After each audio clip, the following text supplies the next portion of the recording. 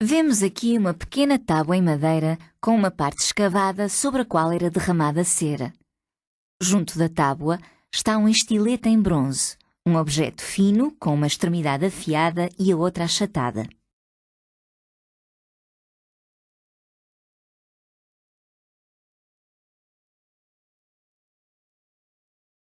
A tábua seria usada para escrever.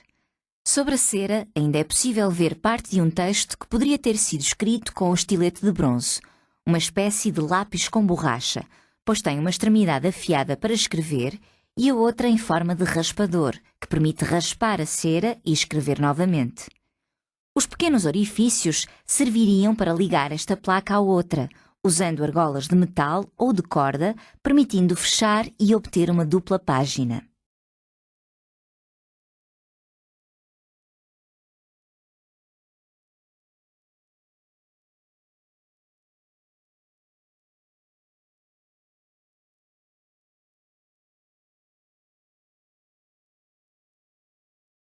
Estas placas eram usadas para escrever. Os artesãos e os comerciantes que soubessem escrever podiam utilizá-las para registar vendas, compras, encomendas. Serviam também para anotar as dívidas, como o caso desta tábua que estamos a analisar.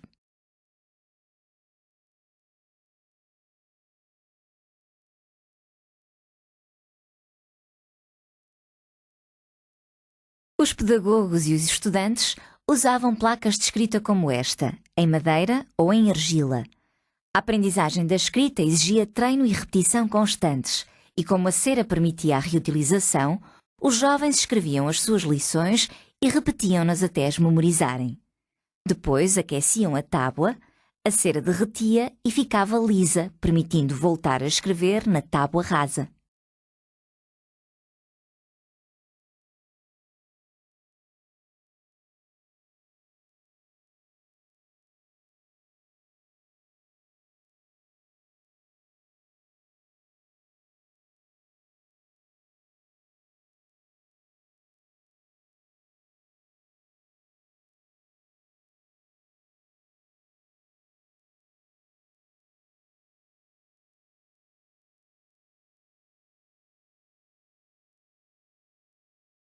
O território da Grécia Antiga não tinha muitas terras férteis. Os solos eram montanhosos e áridos, mas na região de Atenas havia pequenos vales férteis onde se produziam cereais, como o trigo e a cevada, e se colhiam azeitonas e uvas para produzir azeite e vinho.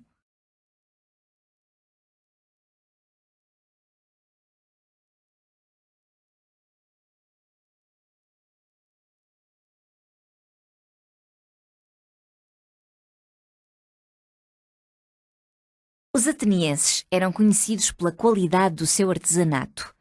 Peças de cerâmica pintada, armas e outros objetos de metal circulavam por todo o Mediterrâneo em barcos construídos em Atenas.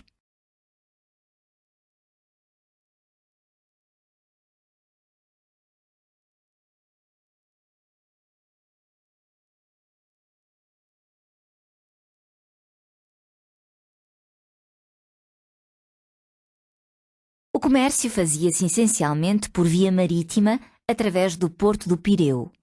Atenas exportava excedentes agrícolas, vinho e azeite e produtos artesanais. Importava, sobretudo, cereais, madeira e metais. Nestas trocas comerciais era habitual usarem a dracma, a moeda mais utilizada na Grécia Antiga.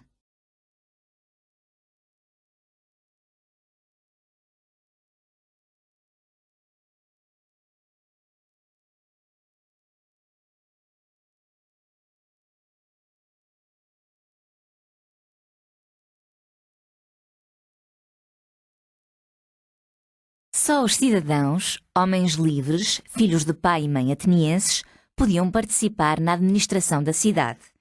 Os metecos, estrangeiros residentes em Atenas, que viviam sobretudo do comércio e do artesanato, pagavam impostos e também prestavam serviço militar, mas não tinham direitos políticos. Os escravos eram considerados instrumentos para o trabalho doméstico, agrícola ou nas minas. Não tinham quaisquer direitos.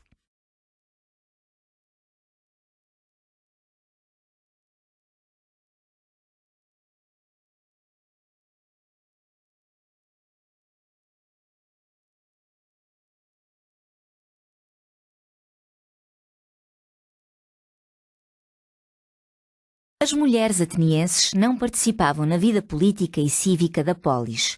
Viviam geralmente confinadas a uma parte da casa, o gineceu, onde tratavam dos filhos, apoiadas por um número maior ou menor de escravos, conforme a riqueza da família. A sua função era gerir a casa. As mulheres dos cidadãos mais ricos raramente saíam e, quando o faziam, por exemplo, para participar em festividades religiosas, faziam-no sempre acompanhadas. As restantes, para além das atividades domésticas, acompanhavam os maridos na agricultura, nas atividades artesanais ou no comércio.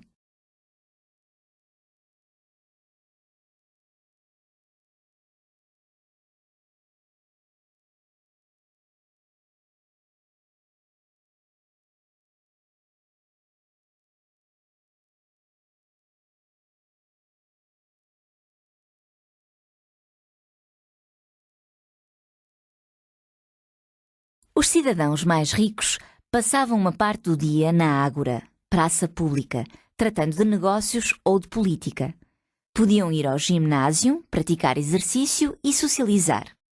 Ao entardecer, reuniam-se em banquetes onde só podiam participar homens, sendo as únicas mulheres presentes dançarinas que animavam os convidados. Os cidadãos mais pobres passavam geralmente o dia a trabalhar nas terras ou nas oficinas.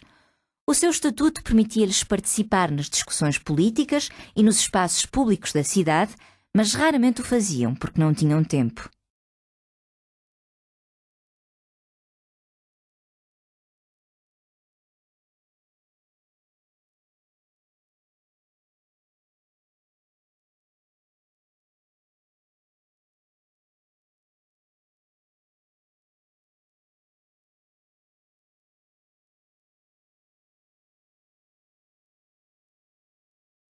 Até aos 6 ou 7 anos de idade, os filhos e filhas dos cidadãos eram educados em casa, no gineceu, pela mãe e pelos escravos e serviçais. As raparigas aprendiam a fiar, a tecer, a bordar, a governar a casa.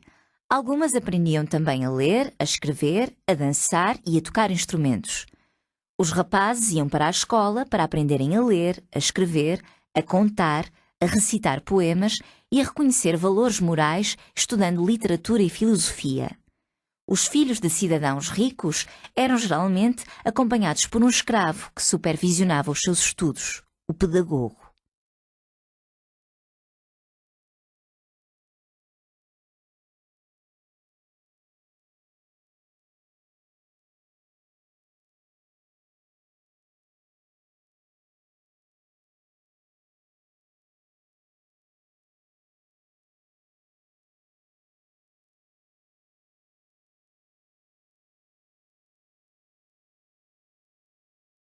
A partir dos 12 anos, os rapazes praticavam exercício físico, as aulas na palestra incluíam o lançamento do dardo e do disco, a corrida, o boxe e a luta livre, e aprendiam oratória, a arte de falar em público, gramática, matemática e leis.